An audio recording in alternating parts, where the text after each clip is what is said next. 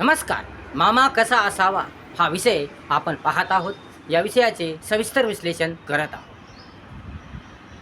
मामा हा गुणी असला पाहिजे, सुंदर विचाराचा असला पाहिजे, चांगल्या मनाचा असला पाहिजे, दूरदर्शी असला पाहिजे, हितचिंतक असला पाहिजे, दयावान असला पाहिजे, प्रेमळ असला पाहिजे, कर्तव्यशील असला पाहिजे, धैर्यशील असला पाहिजे, सुंदर विचारी असला पाहिजे, कर्तव्य जबाबदारीचं पालन करणारा असला पाहिजे.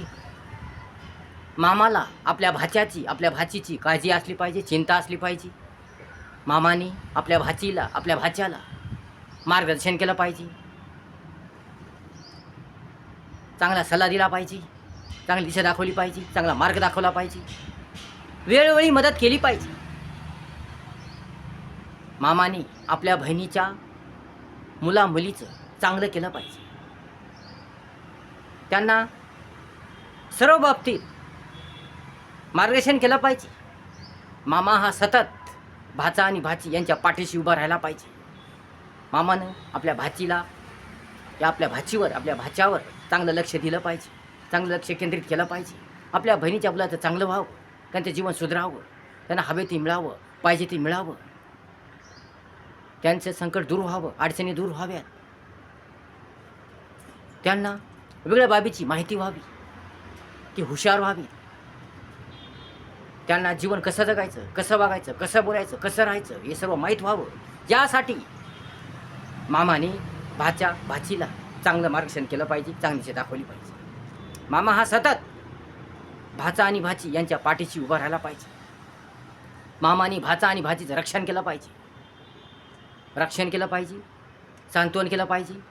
अडचणीच्या काळात, संकटच्या काळात मामाने भाचा आणि भाची यांना मदत केली पाहिजे, आर्थिक सहकार्य केलं पाहिजे, वेगळ्या बाबीचं वेगळ्या गोष्टीचं सहकार्य केलं पाहिजे, चांगले ते सांगलं पाहिजे, त्यांना चांगल्या गोष्टी समजून सांगल्या पाहिजे.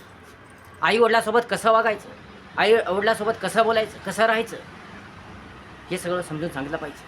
आईवडील हे तुमच्यासाठी जीव लावतात, तुमच्यावर प्रेम करतात, तुमच्यासाठी झटतात, राबतात, संघर्ष करतात, तुमच्यासाठी धडपड करतात, तळमळ करतात. तुमचं चांगलं व्हावं, तुमचं जीवन सुधारावं, तुमचं जीवन सुधारावं, तुमचं नाव गाजावं, तुम्हाला हवे ते मिळावं, पाहिजे ते मिळावं, तुम्ही चांगले व्हावेत, तुमचं जीवन चांगलं व्हावं, तुमच्या इच्छा पूर्ण व्हाव्यात, आकांक्षा पूर्ण व्हाव्यात, तुमचं सर्व काही तुम्हाला मिळावं, सुंदर तुमचं जीवन व्हावं, तुम्ही सतत आनंदी राहावं, प्रसन्न राहावं. यासाठी आईवडील संघर्ष करतात, झटतात, राबतात, कष्ट करतात, तळमळी असतात, धडपड करतात. बाप हा फार जीव लावत असतो, बाप हा तळमळी धडपडी असतो, बाप हा संघर्ष करत असतो, झटत असतो. बाप देखावा करत नाही, बापाच्या मनात फार प्रेम असतं, तुमच्याविषयी फार प्रेम असतं. बापाला फार आतुर प्रेम असतं, बापाला अपार ध्यास असतो, बापाचं अपार ध्येय असतं, स्वप्न असतं की लेकरं चांगलं व्हावं, त्यांना चांगलं बनावं, ते चांगले अधिकारी व्हावे, चांगलं जीवन चांगलं व्हावं, त्यांना सर्व काही मिळावं असं बापाचा ध्यास असतो. यासाठी बाप झटत असतो, राबत असतो, संघर्ष करत असतो.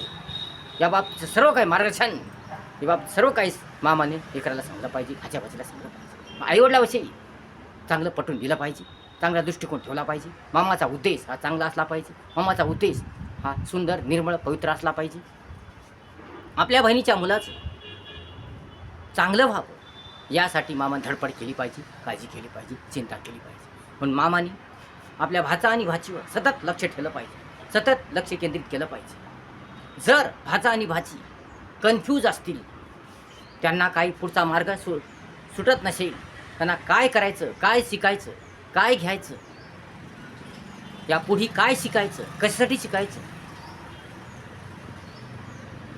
करायचं काय, या असं काही जर सुधरत नसेल, या त्यांना काही कळत नसेल, काही समजत नसेल, या त्यांच्याकडे पुढे शिकण्यासाठी पैसा नसेल, त्यांच्या वडिलाकडे पुढे शिकण्यासाठी पैसा नसेल, काही संकट आला असेल, काही मजबुरी असेल, काही कठीण स्थिती असेल, परिस्थिती असेल, आणि ते पुढे लेकराला शिकू शकत नसतील, पैसा लावू शकत नसतील, अशा वेळेस मामाने सहकार्य करायला पाहिजे, मदत करायला पाहिजे. आपल्या भाचीला आणि भाचीला चांगलं मार्गदर्शन करायला पाहिजे, चांगली दिशा दाखवायला पाहिजे, चांगला सल्ला दिला पाहिजे.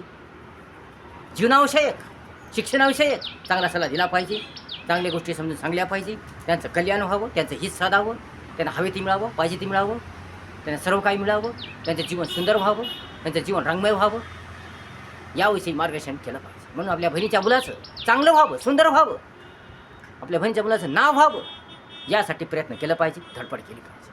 मामाने आपल्या भाचा आणि भाचीला बापाच्या विरोधात काही सांगू नये, बापाच्या विरोधात काही लावालावी करू नये, बापाच्या विरोधात काही भलतं सलतं सांगू नये. तर उलट मामाने भाचा आणि भाचीला चांगलं सांगलं पाहिजे, बापाविरुद्ध चांगलं सांगलं पाहिजे, चांगलं समजून सांगलं पाहिजे, जेणेकरून मुलं आणि मुलीचं बापाविरुद्ध प्रेम चांगलं टिकून राहील, बापाविषयी स्नेह टिकून राहील, बापाविषयी प्रेम टिकून राहील, बापाविषयी जिव्हाळा टिकून राहील. म्हणून मामाने मुलं आणि मुलगी, मुलगा आणि मुलगी व बाप यांच्यामधील नातं टिकून राहील, प्रेमाचं नातं टिकून राहील, संबंध चांगला टिकून राहील, यासाठी धडपड केली पाहिजे. उलटं मामाने भाचा आणि भाचीला बापाविरुद्ध काही सांगू नये, काही बाई सांगू नये, काही बाई लावून सांगू नये, बापाच्या विरुद्ध त्यांना वागायला लावू नये, त्यांच्याविरुद्ध काही सांगू नये,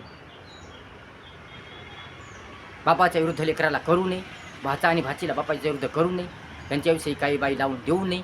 म्हणून उलटं मामाने भाचा आणि भाचीला बापाविषयी चांगलं